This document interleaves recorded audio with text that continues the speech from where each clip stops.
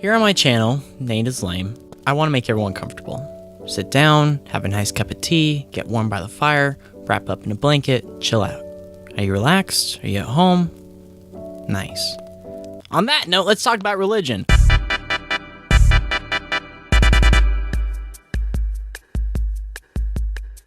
This is a really dangerous, impersonal topic. People get crazy up in arms about this, and honestly, if you're not able to open up your mind and explore new topics and hear new points of view on things, this video isn't for you. It's so stupid that I have to take time to explain this, but the only way that I can change your mind is if you agree with me. That's it. I can't reach out through your computer screen and change your mind by, like, I don't know, doing some Jedi magic or something like that. This is not an attack on your personal access to free thought. And if your sense of sentience is threatened by strangers on the internet, is this your first time on the internet? How have you lasted this long? You're like 7 years old? Seriously, grow up. Too long, didn't read. This video is gonna contain some opinions that you may or may not agree with. That's cool. I can't change your mind. Only you can. These are just opinions, and besides, you're the one who clicked on this anyway. There's a seed of curiosity in your heart, and hopefully you're not just here to hear your own personal opinions regurgitated back onto your face. I mean, if that's what you're expecting, you're setting yourself up for disappointment more than likely.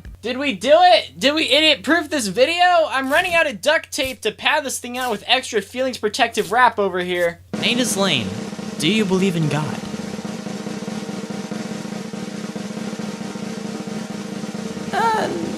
No. But why not? Well, science and logic and stuff. What? Do you hate God? Do you hate Christians? Do you hate Christmas? What's stopping you from committing murder and rape and genocide? Wow, hypothetical person, you're drawing a whole lot of conclusions from my answer. Here, let me just walk you through my reasoning and why I view this subject this way. So first things first, I am not ignorant to religion. I know a thing or two about Christianity, Mormonism, Buddhism, Islam, and a few others. The one that I know the most about is Christianity, since I was born and raised Nazarene, and I have some fantastic memories of making friends and going to church as a kid. I was taught well, and I was taught thoroughly. I met with a discipleship group like every week. I read my Bible, I went to Christian concerts, I did the works, okay? But then what happened? Did you watch the love of your life die from cancer and curse God, or were you affected by some other tragedy to cause you to turn your back on your Heavenly Father?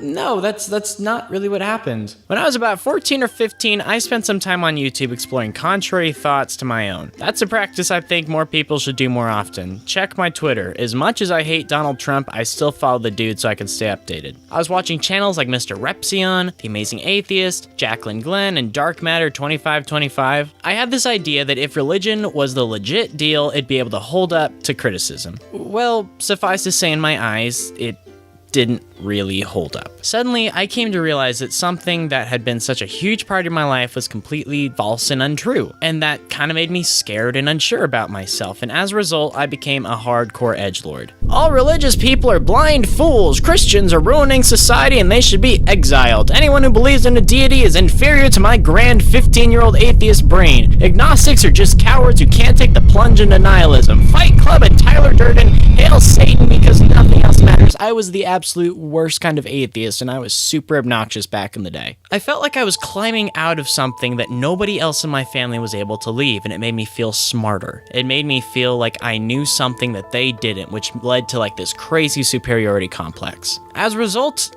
I was a jerk. And to be honest, I was a better person when I was Christian. While I was a piece of trash at the time, my mind still hasn't changed on the inherent fallacies in the concept of God. Logically, a lot of it just doesn't make sense to me. Scientifically, it's a little crazy and it doesn't hold a lot of weight. Let me go into more detail on where I'm coming from. So this is important for me to once again remind you that I can't change your mind unless you agree with me. Are you still watching? Are you mad? If you're mad, please click off. I don't want to hear about it in the comments. So let's just establish a concept, okay? Most religious people agree that God is all-powerful, but he's also all good.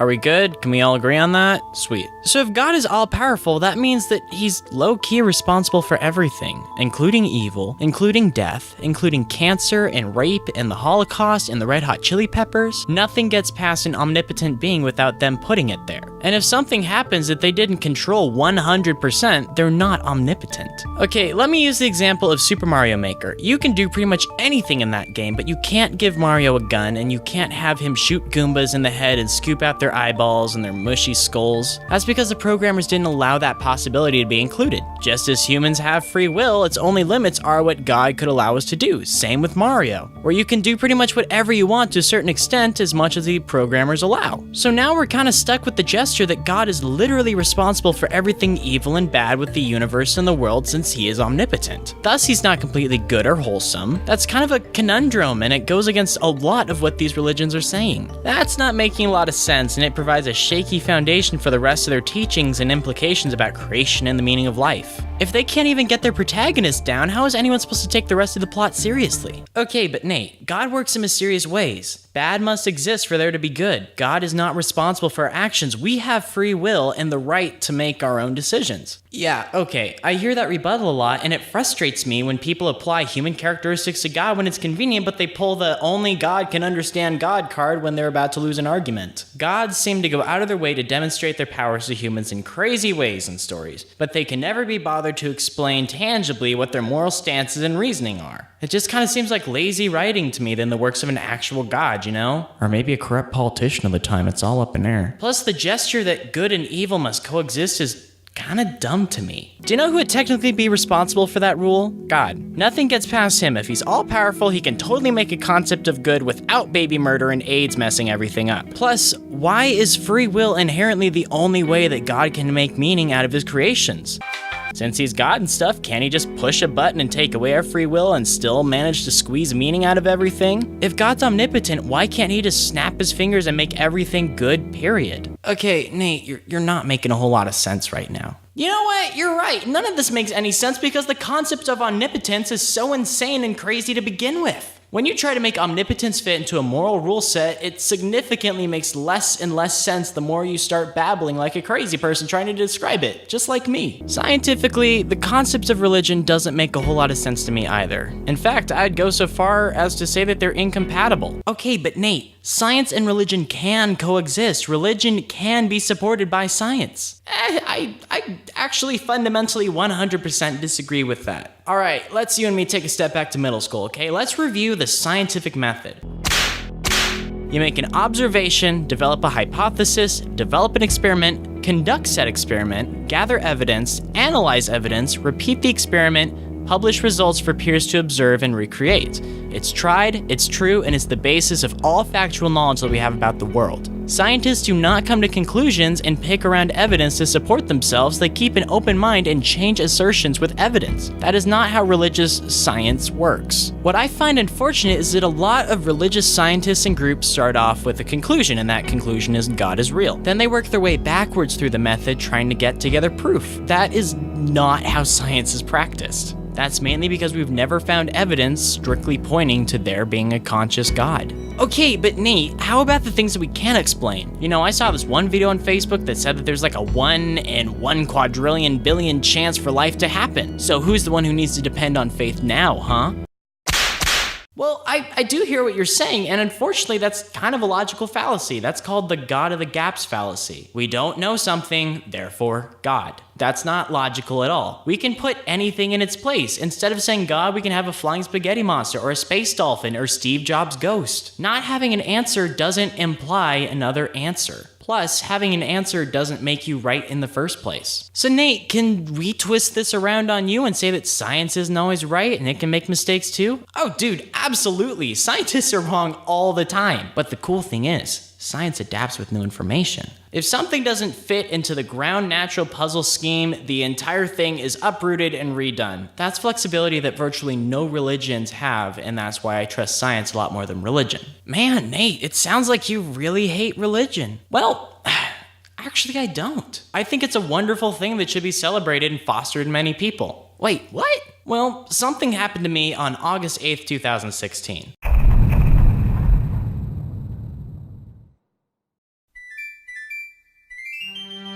It was the morning after Warped Tour, and I was waking up home alone, and I was like, what is death like? So I Googled it.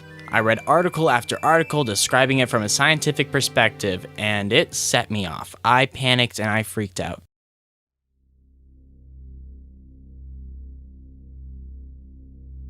Eternal, unending, unstopping nothingness for the rest of time and space and beyond. It's not blackness because there's no color at all. There's no sound because you don't have ears to listen with. There are no thoughts because there's no you to think them. There's no anything forever. Close your eyes for a split second.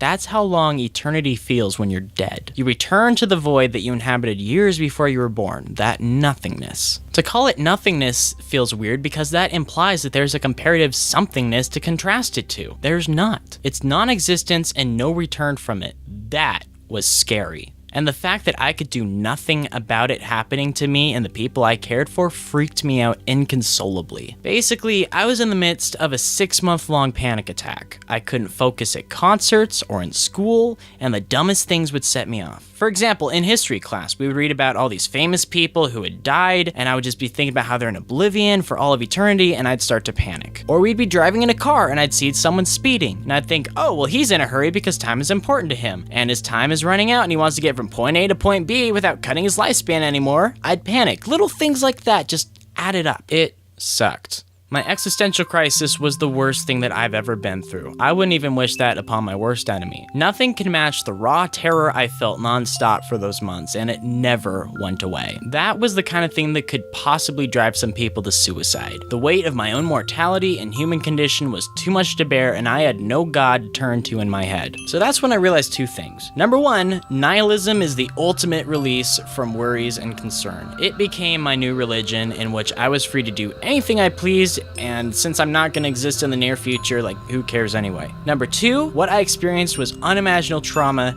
Nobody else should go through it, and that's probably why people turn to religion. I understand why people are religious. There is an existential need for purpose and reassurance, as well as community and enlightenment. Religion does all of those things for billions of people around the world who can't find it in concepts like nothingness for me. And that is totally okay. That does not make them dumb. That does not make me smarter than anybody else. It can be argued that I am just as delusional for disregarding my own mortality and submitting to the void of nothingness as someone who could be worshiping a god. We all have this cosmic need for something, and if we don't get it, we crack under our own weight like I did when I was 16. I support and I encourage your right to practice religion because, honest to God, I wish that I could believe in one too. Unfortunately, I can't, and there's not a whole lot that anyone can do to convince me otherwise without having like raw evidence in their hands. And trust me, that makes me really sad. I've since outgrown all these old atheist YouTube channels since I don't really get mega positive vibes from them, and their political views kind of drive me up walls sometimes. But that doesn't mean that I don't owe a lot to them for providing me with a very simple basis for my understanding of myself and the universe around me. As long as you keep your religion out of politics and don't force it upon children who aren't old enough to think for themselves, I am in full favor of religion, and I think it's an excellent personal tool for many people to find comfort and meaning in, and that's awesome. Really, I could talk about this for hours, but I think this is an appropriate time to come to a conclusion. Just feel free to pick up where I left off in the comments. It's gonna be brutal and bloody down there. Please be warned. Religious or not, as long as you find purpose and be a good noodle, I am in full favor of whatever you want to believe. You're welcome on my YouTube channel regardless of whatever religion you're a part of. If you feel the need, go for it. You can pray for me. I used to be Christian. I know there's a lot of love and thought that goes into a gesture like that. Don't be a jerk, do cool stuff, and try to make your existence as awesome as you can. Whether or not you're judged at the end of your life, both scenarios are more the reason to make other people happy and make your own goals come true. Peace, love, dead musicians, stay spicy.